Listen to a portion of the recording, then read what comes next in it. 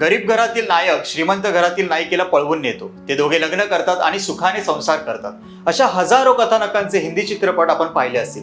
मराठीतही एखाद दुसरा असा चित्रपट बनला असेलही. हीर रांझा, सोनी महिवाल, लैला मजनू अशा ट्रॅजिक एंडच्या कहाण्या आपण रुपेरी पडद्यावर पाहिल्यात.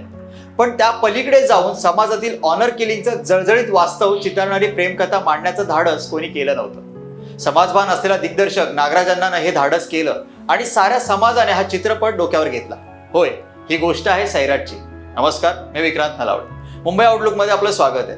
बरोबर 8 वर्षापूर्वी याच दिवशी म्हणजे 29 एप्रिल 2016 साली नागराज मंजुळेचा सैराट हा चित्रपट प्रदर्शित झाला होता आणि मराठी चित्रपट सृष्टीत एक मैलाचा दगड रोवला गेला. एक दलित मुलगा गावातील सर्वात प्रतिष्ठित सवर्ण कुटुंबातील तरुणीच्या प्रेमात पडतो. दोघेही गावातून पळून जाऊन लग्न करतात. त्यांचा संसारही सुखाने सुरू असतो. पण हा प्रेमविवाह तरुणीच्या कुटुंबियांना पचनी पडलेला नसतो. तरुणीचा भाऊ दोघांना शोधून काढतो आणि त्यांना संपवतो. अशी या चित्रपटाची कथा.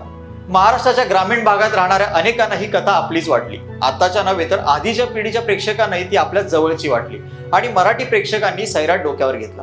अजय अतुलचं संगीत आणि गाणी हे देखील या चित्रपटाच्या यशातील मोठे भागीदार होते. विशेष म्हणजे 110 कोटी रुपयांची कमाई करणारा सैराट हा मराठीतील पहिला चित्रपट ठरला. सैराटच्या कथेने अन्य भाषातील निर्मात्यांनी बुरळ घातली. सैराटची पहिली पुनर्निर्मिती झाली पंजाबी भाषेत. 2017 साली प्रदर्शित झालेला चन्ना मेरेया या चित्रपटाला संमिश्र प्रतिसाद मिळाला. याच वर्षी कन्नड भाषेत मनसू मल्लिगे नावाने पुनर्निर्मिती झालेल्या या चित्रपटात सैराटची नायिका रिंकू राजगुरू हिनेच भूमिका केली. ओडिया भाषेत सुनसाद मणी यांनी सैराटची पुनर्निर्मिती केली.